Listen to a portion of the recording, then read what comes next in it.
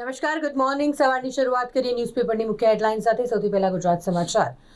American પ્રમુખ ટ્રમ્પના દબાણ છતાં રશિયા પાસેથી ક્રૂડ ઓઇલની ખરીદી ચાલુ રહેશે. ભારત રશિયા વચ્ચે $100 અબજ વેપાર કરાર થયા. ભારત રશિયાએ કામદારોના ઇમિગ્રેશન, યુરિયા ઉત્પાદન, ખાદ્ય સુરક્ષા, મેડિકલ, શિક્ષણ, શિપ બિલ્ડિંગ સહિત કુલ 19 કરાર કર્યા. એઆઈની મદદથી ઓડિટિંગમાં 50% સુધીનો સમય બચી શકે છે. વાયુસેનાની સારંગ હેલિકોપ્ટર ટીમના અદ્ભુત આકાશી કરતબો જોવા મળશે. આવતીકાલે અંકલેશ્વરના આકાશમાં આ કરતબો દેખાશે. નર્મદા કિનારાના આશ્રમના કામ ક્રીડા કરતા સંતનો વિડીયો વાયરલ થયો છે. ખુલ્લા મેદાનમાં સૂઈ રહેલા પરિવાર પર ટેમ્પો ફરી વળતા 4 પરિવારના સભ્યો ઇજાગ્રસ્ત થયા. વડોદરામાં વકીલ મંડળની ચૂંટણી અને જેમાં પ્રમુખ પદ માટે 2 અને ઉપપ્રમુખ માટે 4 ઉમેદવારોએ ઉમેદવારી નોંધાવી છે. મેનેજિંગ કમિટીમાં 19 ઉમેદવારોએ ફોર્મ ભર્યા. કોર્પોરેશનના કર્મચારીઓ સામૂહિક રજા પર ઉતરી ગયા છે, જેના કારણે કામગીરી ઠપ થઈ ગઈ છે. વિશ્વામિત્રી નદીમાંથી મળેલા યુવતીના મૃતદેહનો ભેદ ખુલ્યો. મગરે હુમલો કર્યો હતો તેવી માહિતી છે. યુવતી શા માટે કિનારા પર આવી હતી તે તપાસનો વિષય છે. સીસીટીવી ફૂટેજ પરથી પોલીસે ભેદ ઉકેલી નાખ્યો. વિદ્યાર્થીનીઓ સામે દ્વિઅર્થી વાતો કરતા શિક્ષક સામે ગુનો દાખલ થયો.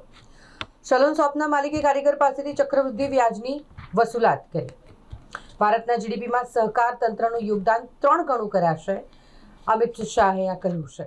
હવે એક નજર દિવ્ય ભાસ્કરની મુખ્ય હેડલાઇન્સ પર. દેશમાં હાઉસિંગ સેક્ટરમાં ટિયર 2-3 શહેરોમાં માંગમાં મજબૂત વૃદ્ધિ થઈ છે.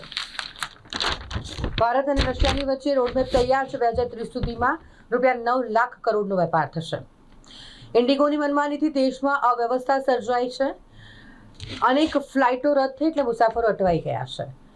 લોન દેવામાં અડધાથી પણ ઓછો ફાયદો, જમા પર વ્યાજ વધુ ઘટી. ડીડીઓને સપ્તાહમાં 2 દિવસ ગામમાં ફરવા સરકારે ફરમાન કર્યું છે.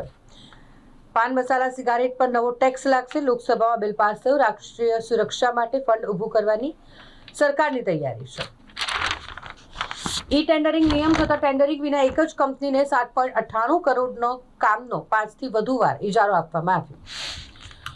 અધિકારીઓની માસ સીએલમાં હવે 300 કર્મચારી જોડાયા છે. સફાળા જાગેલા નેતાઓનો આદેશ છતાં હાજર ન થયા.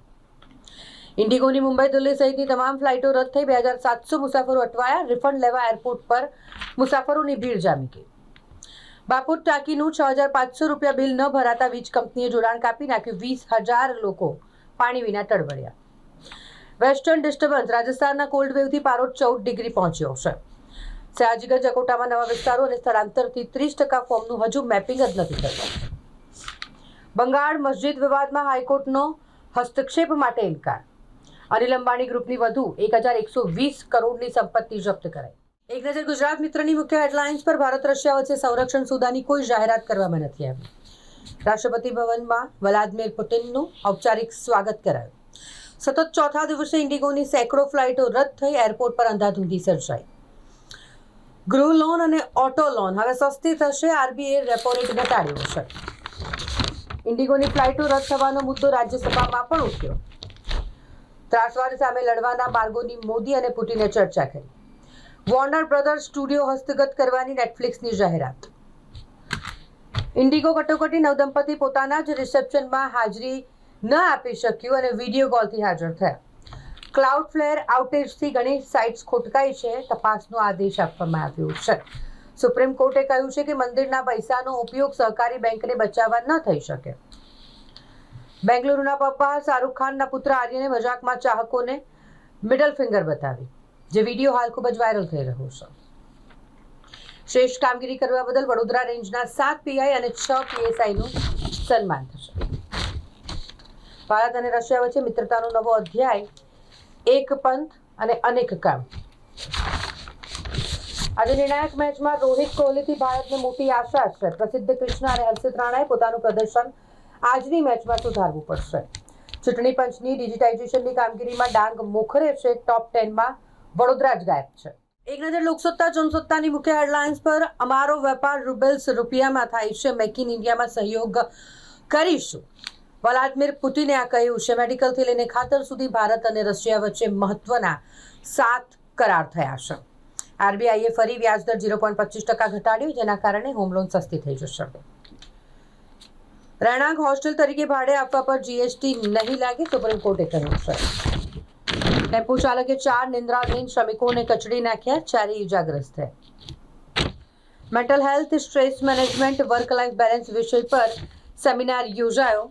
Central Gujarat chamber of tax consultants દ્વારા આ ખાસ સેમિનારનું આયોજન કરવામાં આવ્યું હતું.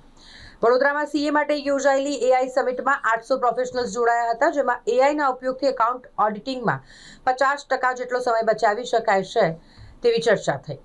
સવારે અને રાત્રે ઠંડીનો ચમકારો વધ્યો છે. તાપમાન 14.4 ડિગ્રી નોંધાયું. ઉત્તર પૂર્વ તરફથી ઠંડા પવન ફૂંકાતા ઠંડી વધી છે.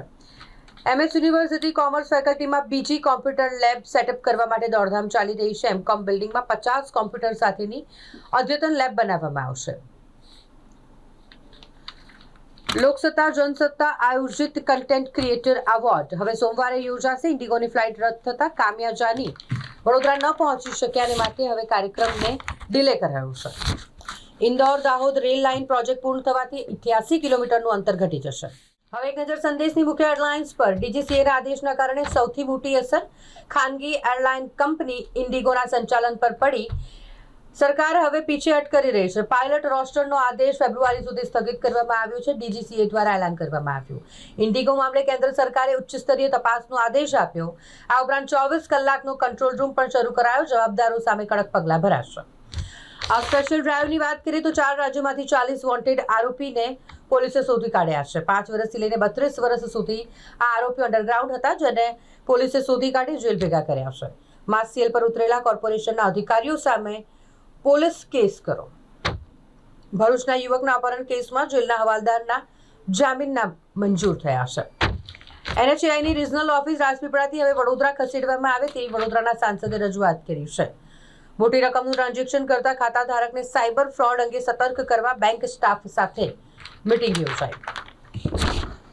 જાંબુઘોડા તાલુકાની કણજીપાણી ગ્રામ્ય પંચાયતના ઇન્ચાર્જ તલાટીને સસ્પેન્ડ કરી દેવામાં આવ્યા છે. સ્ટેચ્યુ ઓફ યુનિટી ખાતે ઉપરાષ્ટ્રપતિની ઉપસ્થિતિમાં રાષ્ટ્રીય એકતા પદયાત્રાની પૂર્ણાહુતિ કરવામાં આવશે, જેમાં મુખ્યમંત્રી ભૂપેન્દ્ર પટેલ સાથે કેન્દ્રીય મંત્રી મનસુખ માંડવિયા પણ જોડાશે. પ્રધાનમંત્રી નરેન્દ્ર મોદીએ રશિયા સામે પોતાનો પક્ષ મૂક્યો. વ્લાદિમીર પુતિન આવ્યા હોય ત્યારે તેમણે કહ્યું કે ભારત ન્યુટ્રલ નથી, પરંતુ શાંતિની તરફેણમાં છે.